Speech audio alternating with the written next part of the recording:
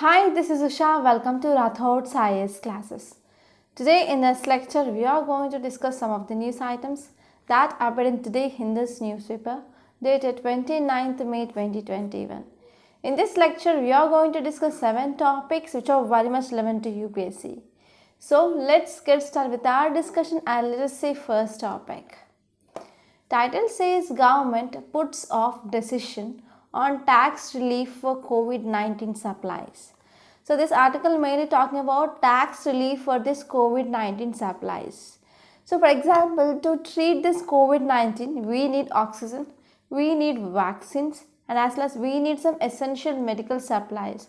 So here this article background mainly talks about, so we need to remove GST on this COVID-19 supplies, okay, but here government it is mainly not taking into this, okay. So this is brief background, and this topic will be important regarding GS paper 3 under economy. So now let us try to see this topic in a very great detail. So this article mainly talking about tax breaks. So what is context? Here GST Council failed to agree on immediate tax break for critical pandemic relief supplies. For example, COVID-19 vaccines. So for example, to treat this COVID-19 pandemic or to fight against this pandemic, we need vaccines, we need oxygen, we need some medical supplies like remdesivir, etc. Right? So here now GST Council mainly says that they mainly failed to agree on some immediate tax breaks for this COVID-19 pandemic. So here group of ministers to recommend individual item tax rate by June 8th. Okay. So they are not accepting for this tax waiver on this COVID-19 supplies here. And here now group of ministers, they are going to recommend some individual tax rate by June 8th. So this is context. And now let us see details. So if you see details, it mainly says that they were protracted discussions with varying viewpoints on taxation of this COVID-19 related items. So because of this, here they are going to come up with a list by June 8th. And if you see here, they are going to submit report within 10 days. And any further reductions that need to be done, they are going to decide on that. And here in some states mainly ruled by opposition party, for example West Bengal, Kerala and as well as Punjab, and these states are mainly demanding that GST levied on this COVID-19 related items, they need to be scrapped off by center. So this is gist of this topic, and I want to give you a small homework. Let me know what is this GST in comment box and some details which that comes into your mind. If you listen this GST, please let me know in comment box. Now let us see next topic. Title says help children orphaned by COVID-19 ordered Supreme Court. So this article mainly talking about children and their health. So this topic will be important regarding health and as well as society, which comes under GS paper 2. And this topic will be important regarding mains point of view. So if you see context, it mainly says that Supreme Court on hearing mainly based on some urgent application filed by amicus curiae by Advocate Gaurav Agarwal placed on a report here.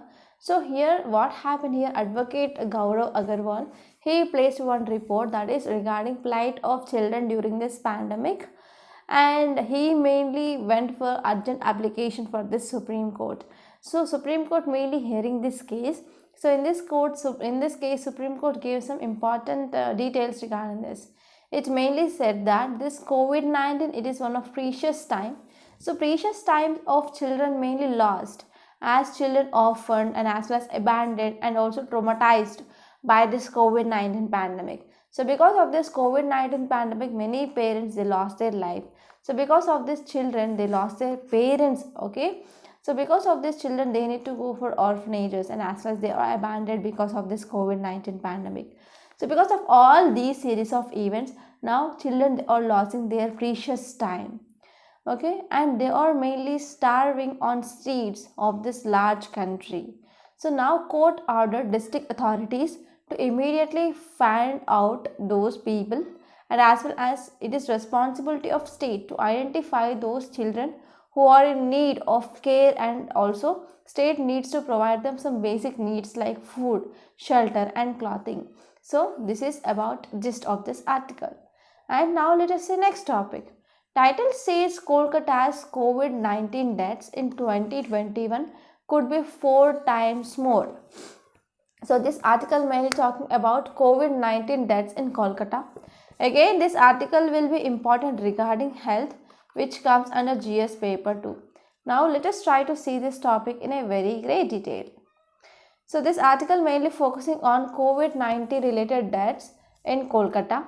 So if you see context, it mainly says that excess deaths, they were estimated from data on death certification from Kolkata Municipal Corporation. So from this Kolkata Municipal Corporation, whatever death records are seen here, so we are seeing some excess deaths, whatever they are registered. So okay, so after certification of these deaths, so the body will be released, okay, body will be given to their family members. But what happened, many of this COVID-19 deaths are not happening in hospitals. Some of them, they are dying in farms, some of them, they are dying in home. Because of that, they are not certified, right? So because of this, now we can see excess deaths, they were estimated from data on death certification from this Kolkata Municipal Corporation. Okay, so because of this, we are seeing some excess deaths. So if you see some details which are given in this article, it mainly says that the number of deaths in Kolkata, they are excess when compared to previous years, as high as 4.5 times in official record. Okay, so official record mainly says that 1371 deaths, and we can see there are 4.5 times more deaths that are recorded in year 2021. So it indicates mainly major deaths which are happened because of this COVID-19 pandemic. If you see, excess deaths are as much as high as 6.87 times officially recorded. And if you see, these deaths or excess deaths are calculated as difference between 17,587 certified deaths in April and May 2021, and average number of certified deaths in the same period in pre-pandemic years. So when we are comparing with the deaths which are recorded in this month of April and May 2021, and we are comparing with the same period, that is April and May of 2015 to 2019, so deaths are very much high in this month. So in this year, because of a COVID-19 pandemic, and there are also, we can see there is more excess deaths, okay, because they are not certified. So if you are talking about causes of increase in deaths, because of inability of people to go to hospitals, and there is a lack of health care facilities or health services in this region. So this is about gist of this topic. And now let us see next article. Title says children under midday meal scheme to get rid. So this article mainly talking about midday meal scheme. So this article will be important regarding GS paper 2 under program, policies and schemes of government. And every year you can expect 2 to 3 questions in your prelims from this schemes itself. Okay. So this article will be important now from prelims and also mains point of view. So whatever data we are going to discuss now, that will be important exclusively from mains. So here I want to give you another homework. So please refer some facts regarding this midday meal scheme and let me know in comment box. So now let us see this article in a very great detail. So context mainly says that now center has decided to give about rupees 100 each to children from class 1 to class 8 in government school who are beneficiaries of this midday meal scheme. So why government took this decision? Because of this COVID-19 pandemic. So almost all the schools are shut down from last 1.5 years. So because of this, whenever students are going for this government schools, they will get free meals, okay, free cooked meals afternoon, okay.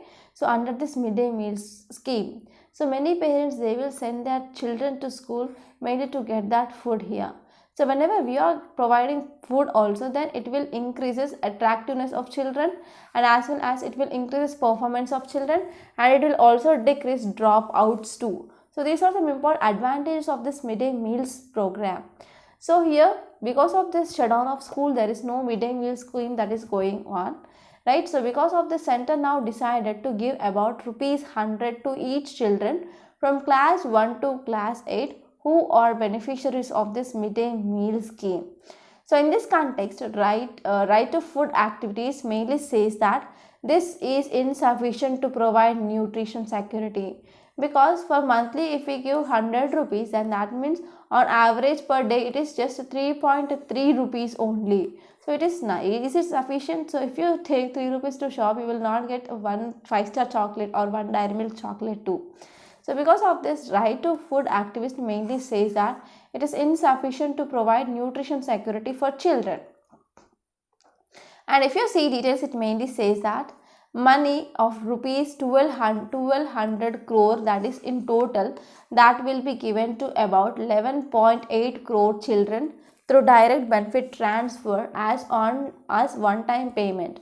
So government will go for one time payment of rupees 100 rupees. Okay, that means for 1 year the government will pay about 1200 rupees. So this 1200 rupees will be paid by center to children through direct benefit transfer, that is through their accounts, okay, their family accounts, as one time payment. So this is a statement which is given by Education Ministry, and this decision will help to safeguard nutritional levels of children, and as well as it will helpful for protecting their immunity during this pandemic. So these are two important advantages or significance of this move. And if you see here, central government will provide additional funds of about rupees 1200 crores to states and union territories. Mainly that will helpful to transfer of rupees 100 per children per month, okay, by the states to through direct benefit transfer. So if you see funds and allocation, so central allocation for this midday meal scheme in 2021 to 2022, it is rupees 11,500 crore rupees, and it is one of largest component of cooking cost, and it includes mainly price of ingredients, for example pulses, vegetables, cooking oil, salt, and as well as condiments. Okay, but here minimum allocation for cooking per day per children which is given by center was set at rupees 4.97, that is approximately 5 rupees per children from class 1 to class 5th, and for 6 to 8th class students they will be about 7.45, that is 7.5 rupees, okay, per cooking per day per child here. Okay, so in this way center which is mainly paying 60% of its cost, and states will bear 40% of its cost. And if you are talking about especially children, because of the shutdown of schools, many schools they went for cash in lieu on midday meal in some places. Some places they went for distributing of cash mainly for these children. And next one is in some areas they went for providing some dry rations. So author mainly says that whenever they are going for giving of cash or giving of dry rations, so quantities and amounts they are very low. So they are also inadequate to one nutrition meal per day. So this is one cause of concern. And what is way forward? What can be done? So first and foremost thing we can do here is we can enhance to take a home rations. We can provide home rations rather than providing money, and we can also provide some eggs to children, and as well as we need to include vegetables and as well as fruits, and we need to also provide dal or chana and as well as oil for children here. So in this way whenever we are providing oil, dal and as well as fruits and vegetables and eggs here, that will helpful mainly to ensure nutrition security of children. So this is just of this topic. I hope it is clear. Now let us see next article. Title says scope of section 304B in IPC. So this article mainly focusing on section 304B of Indian Penal Code. So this will be very much important regarding polity point of view. So one thing you need to remember here is 304B IPC mainly related to dowry related debts. So why this is news? Because recently Supreme Court came up with its verdict. It mainly said that it widened the provisions of this 304B now. So now let us try to see this topic in a very great detail. So if you see here, context mainly says that Supreme Court interpretation of this penal provision, that is 304B of IPC on dowry death, came up with interpretation of this section. So if you see data regarding dowry related deaths, so they are accounted for 40 to 50% of homicides in the country for almost a decade from 1999 to 2018. And in 2009 alone, there are about 7,115 cases that are recorded under this section 304 IPC. Okay, so because of this, if you see here, what is the section 304B IPC? So it mainly talks about dowry related deaths. So which are the deaths which comes under this dowry related deaths? When a woman died of burns or any other bodily injuries which are abnormal, okay, it will be included under this section 304B of IPC. So that happened within 7 years of marriage. And next one is, she should have suffered cruelty or harassment from her husband or from in-laws soon before her death. So here keyword is soon before, and that death should have connection with demand for dowry. So this is about section 304B of IPC, and now Supreme Court interpreted that. So what is this soon before? So this soon before, that should be avoided.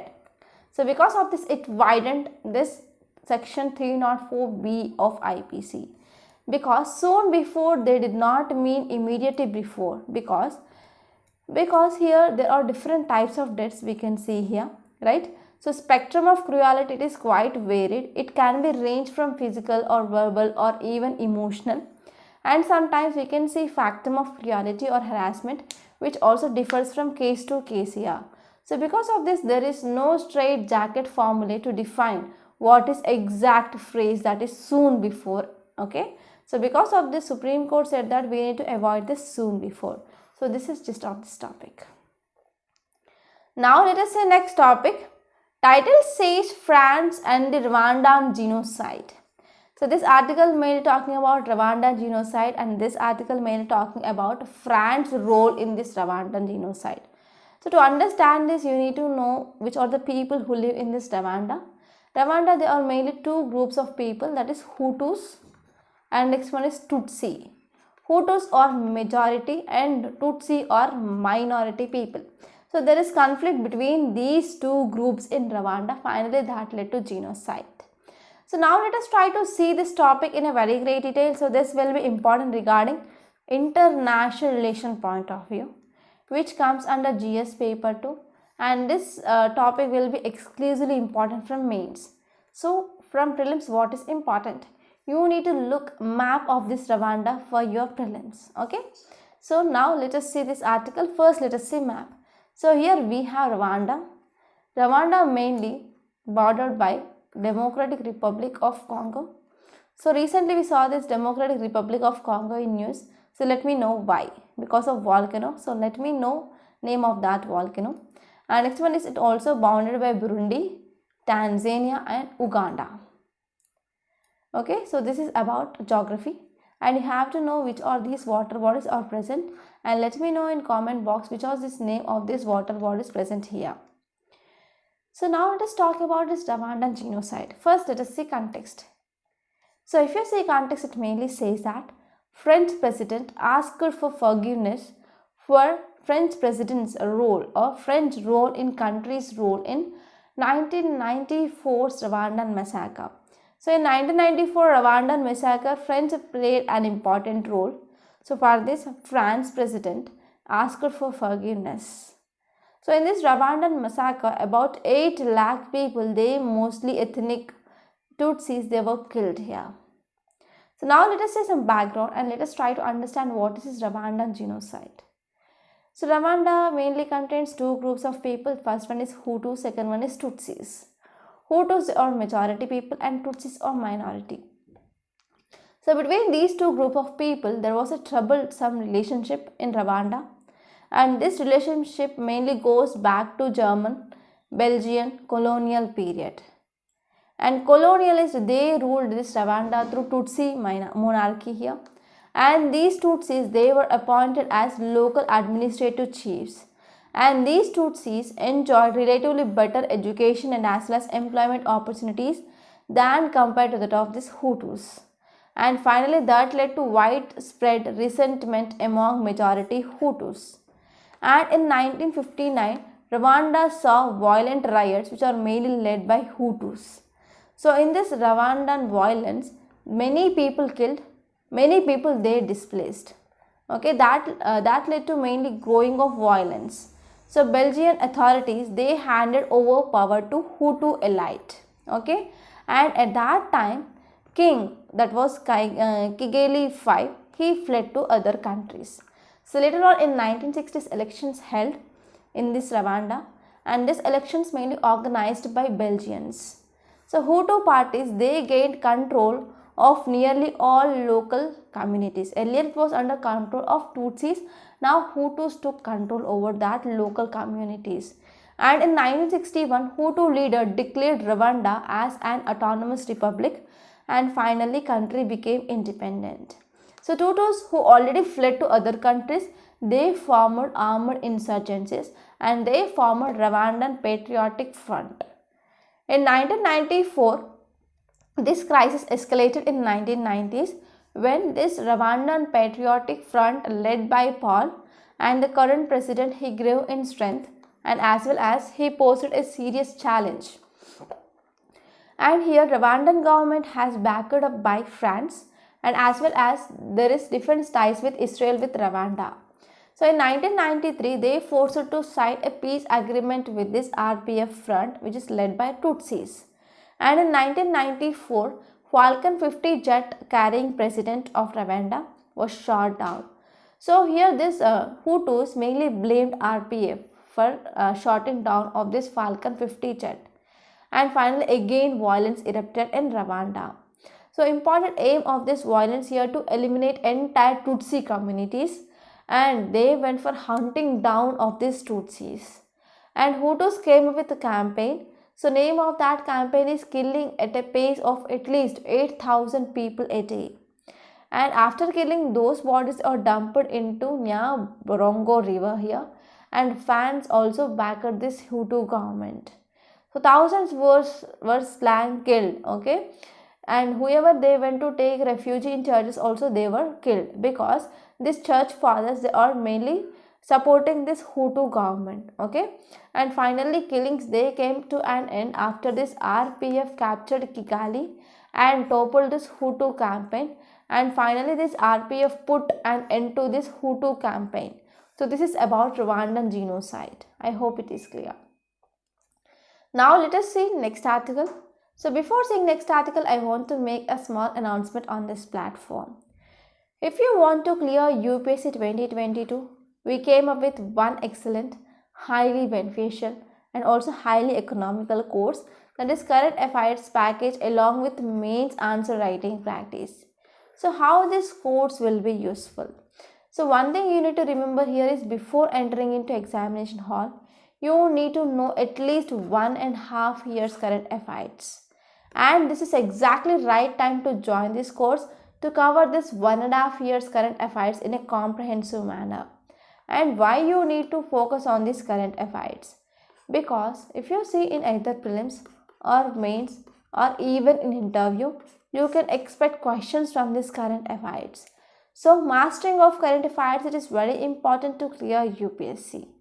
And next one is mains answer writing practice. Many students who are especially beginners, who are freshers, they ignore this mains answer writing practice. They will be thinking like after completing NCERTs we will start this. After completing standard books we will start this. But this is a wrong approach. You need to start your answer writing practice on day 1 of your preparation.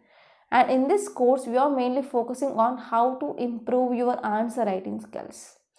And if you join this course, we also conduct prelims test on every Sunday, and we also provide video explanation part.